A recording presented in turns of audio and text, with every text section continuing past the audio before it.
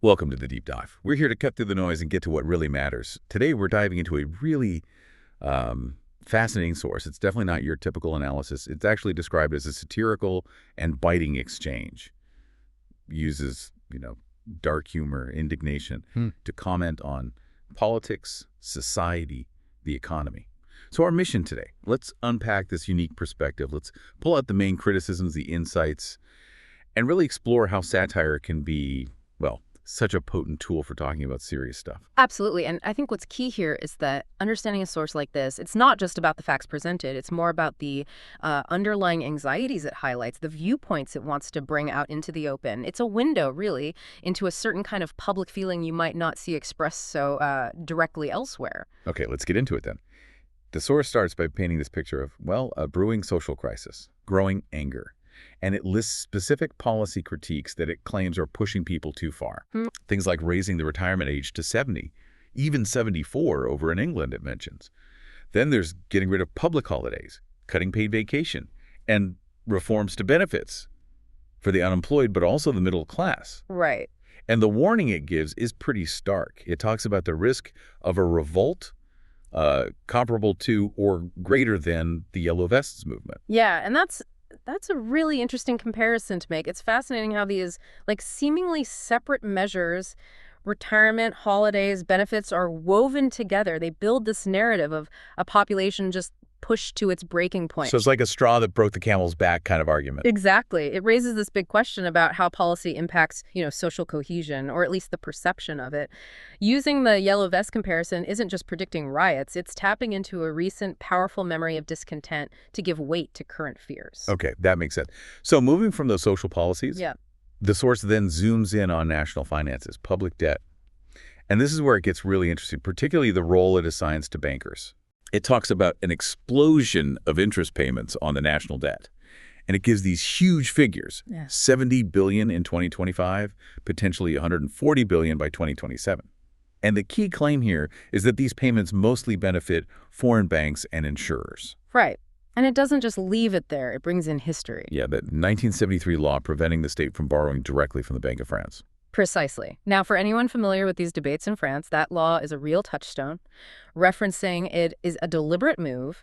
It frames the current debt situation through this lens of lost national control over finances. So it's pushing a specific narrative about why the debt is structured this way. Exactly. If you connect the dots the source lays out, it uses the financial data, the historical reference, to suggest this fundamental power imbalance, and the metaphors it uses, like bankers robbing the Daltons.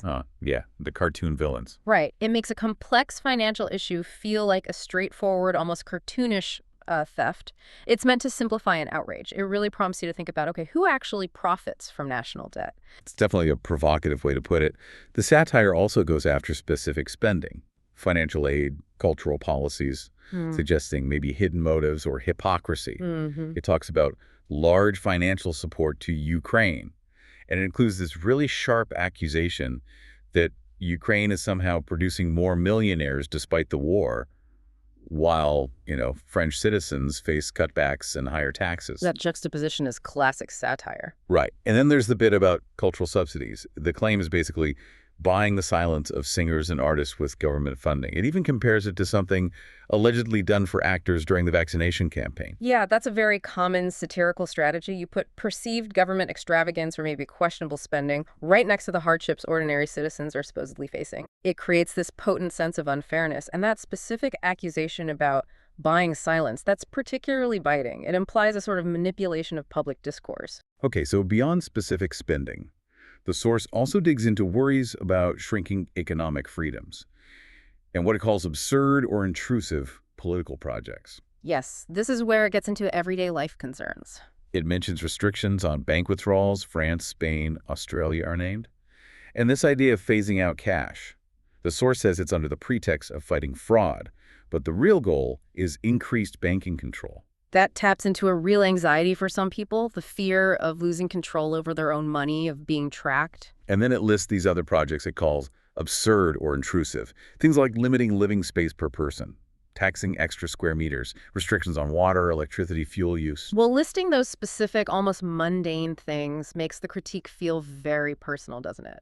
It frames the debate as this tension between state control and individual liberty. Is the government encroaching too far into our daily lives? That's the question it poses. It definitely paints a picture of creeping control. But it also relies on these worrying foreign examples to back things up, doesn't it? And it's not shy about naming names either. No, not at all. It mentions Greece and Cyprus, for example.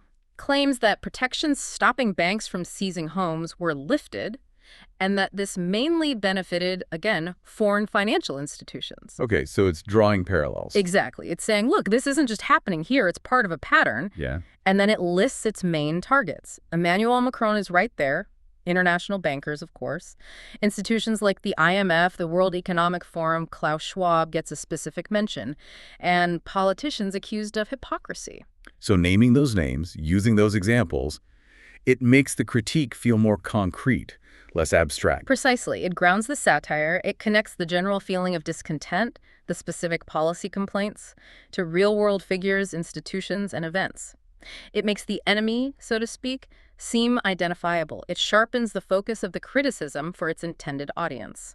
So when we step back and look at this whole deep dive, it's clear the way this source says things is just as important as what it says. This mix of, biting humor, historical references, even religious ones, plus the social critique. Absolutely. The tone is everything. We saw those deliberate exaggerations, the metaphors, the world turned upside down, bankers robbing the Daltons. And probably the most unusual part, these theatrical dialogues between a fictional pope and God. Right. And using that kind of extreme provocative style, it really underscores the depth of the indignation the source wants to convey. It uses hyperbole, exaggeration, not just to be funny, but to hammer home its point, to make the critique memorable, make it stick. So the theatrical dialogues, for instance, they sort of elevate the whole thing. Kind of. They frame the issues almost on a moral, maybe even existential level. Like, these aren't just policy disagreements. They're fundamentally wrong, almost cosmically so.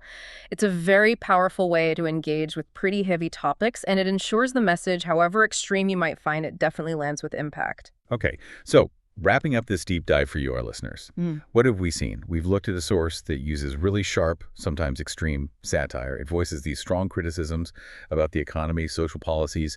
It paints this picture of deep public anger, concerns about control, about fairness, or rather unfairness. Yeah, and I think this deep dive really shows how that kind of charged satirical view can give us a different way into understanding public feeling. It helps us see the issues that are really, truly resonating with certain parts of society, maybe in a way dry analysis doesn't capture. It's a good reminder for all of us, I think, that useful information, insight, it doesn't always come neatly packaged like a textbook. Sometimes it's delivered with a bite. Definitely something to think about. So here's a final thought for you to take away from this deep dive. When you see satire, this extreme, this theatrical, what does its use tell us about the state of public conversation around these really sensitive topics? And maybe, what does it reveal about the power of humor, even dark, biting humor, to actually communicate deep-seated anxieties and potentially even to mobilize people, something to mull over?